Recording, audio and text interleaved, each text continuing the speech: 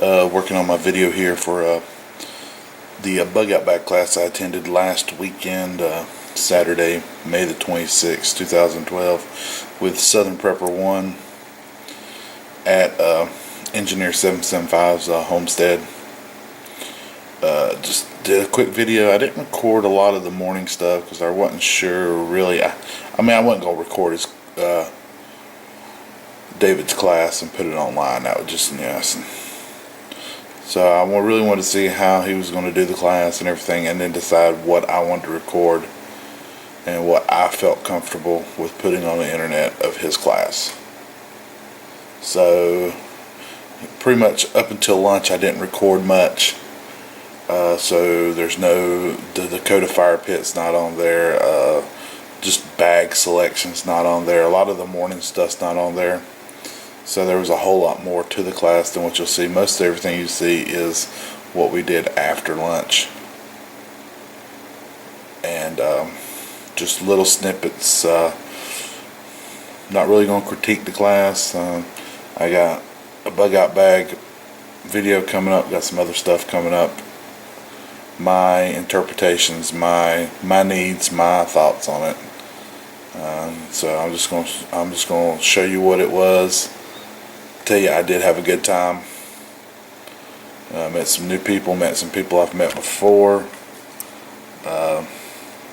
David's a wonderful guy. Scott and his family are wonderful. Scott's family is always a great host anytime you attend an event at his location, his undisclosed location in the upstate of South Carolina.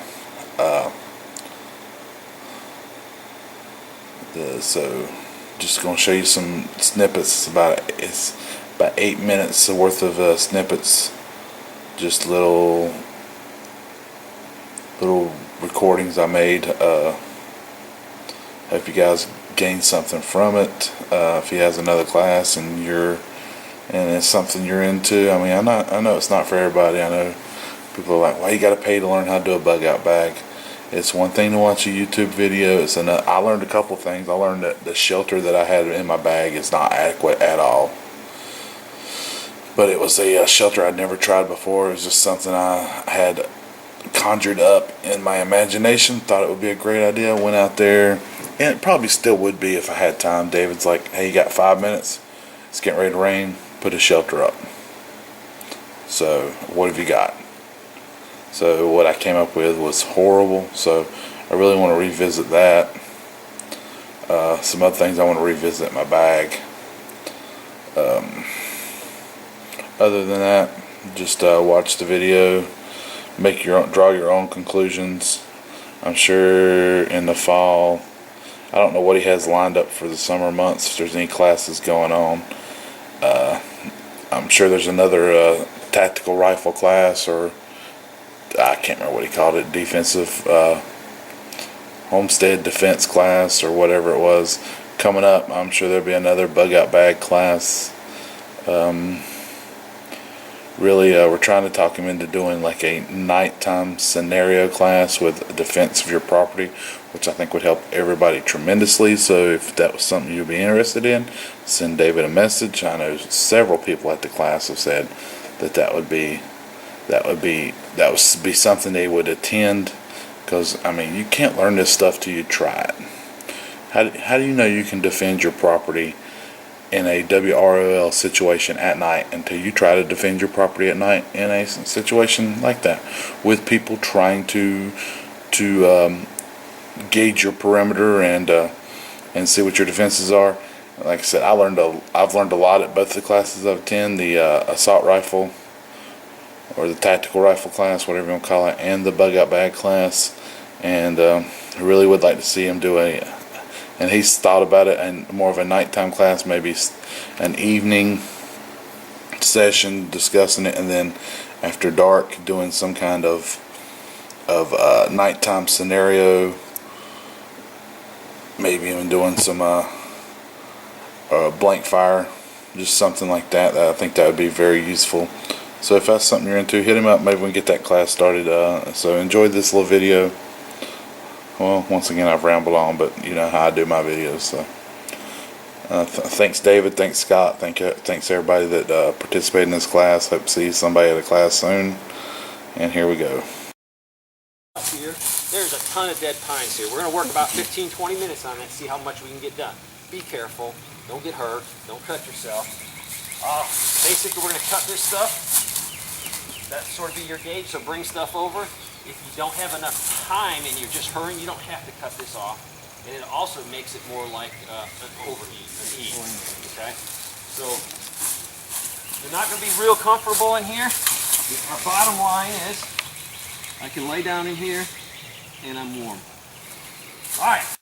In 500 or 600 yards, you walk out to that spot, do a little math, guess what? You have a rough estimate, because if not, you look out 500 or 600 yards, we're not going to be that close unless we do it for a living every day. So you can use it for all kinds of things.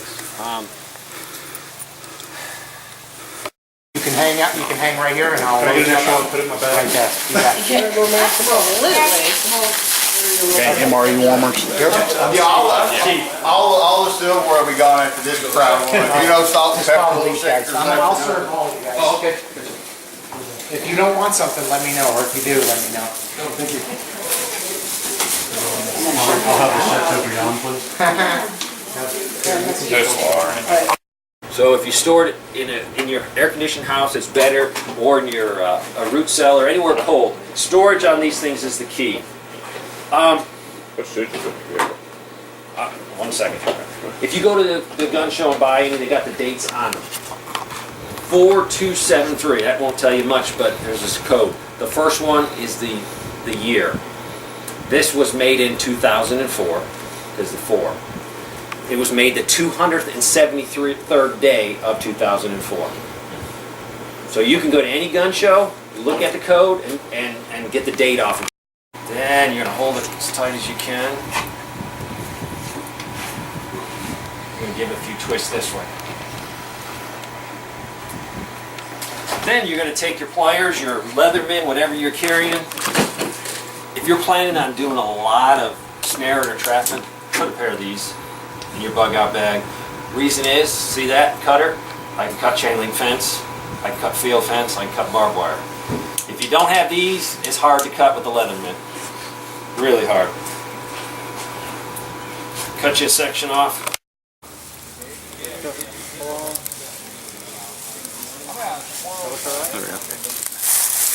Yeah, there you go. Yeah, if we only had a squirrel. Go get that ferret. See if it's on it. That won't catch me. That's good. That's a good one. It's a little big. I think the squirrel would just actually go through it. Oh yeah. Yeah. Well, he's going for the Yeah, big. That squirrel. big squirrel. Go for the fat squirrels. Oh yeah, because you wanted it. You want it to be a 1.5 yeah. ton, so Break this. But if you can, 550 cord it, wire, anything, tie it up there. You're going to need to use some helpers here. Basically, what you're going to do, you're going to find some small sticks to help keep it open. If this was heavily wooded and had shrubs and stuff, you could automatically just use some of the existing.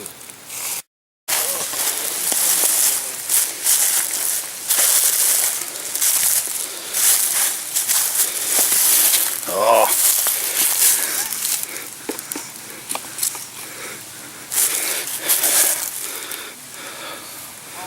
Little rabbit run there. Catch a rabbit in my snare. They're supposed to go. You know, just put some stuff here. Whatever. They're going to go path of least resistance. They're going to come right through that snare. And that's a no-brainer. This will get him both ways.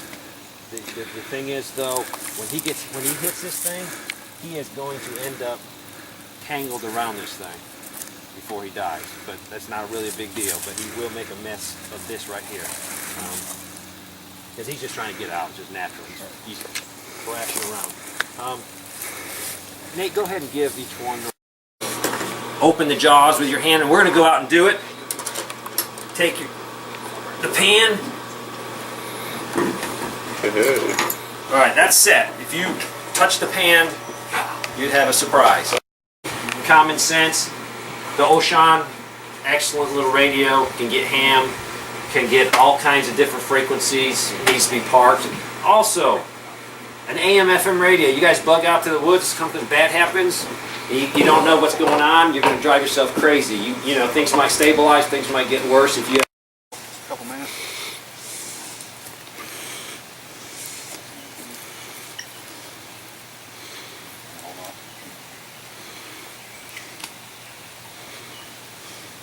It's easier when they're tied up because you can pull. Sharp knife. Just gonna let him sit right there.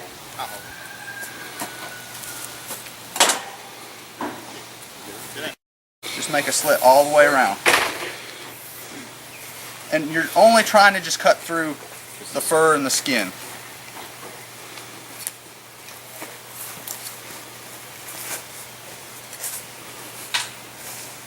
See, now that's open.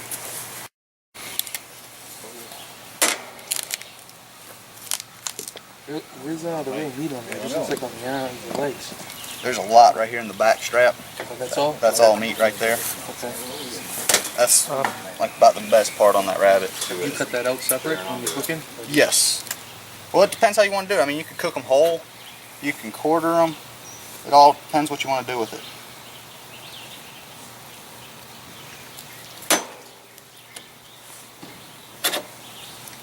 Like I said, this is the hardest part right here.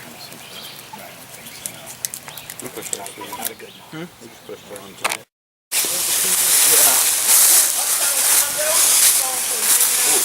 know they were the critiquers on DJ.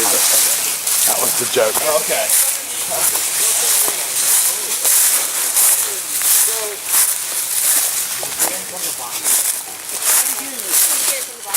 Take the elevator. Demonstrate your condo.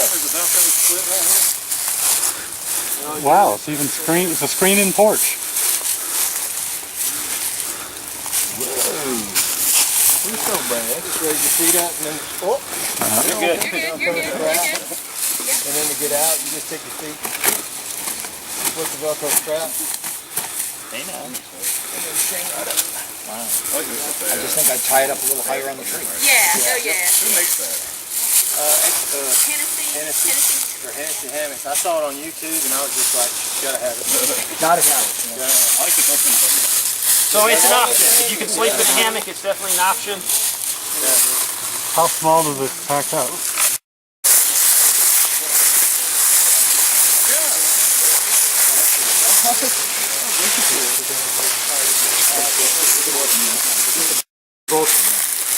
And if he has a trowel, he could dig some canals around here so when the water comes down, it'll hit the canal and go around his shovel. So it would definitely help out a lot. Just doing a little bit of maintenance outside, you can make this a lot better so you're not getting wet. Excellent, excellent, excellent, excellent. Yeah, that really does work good.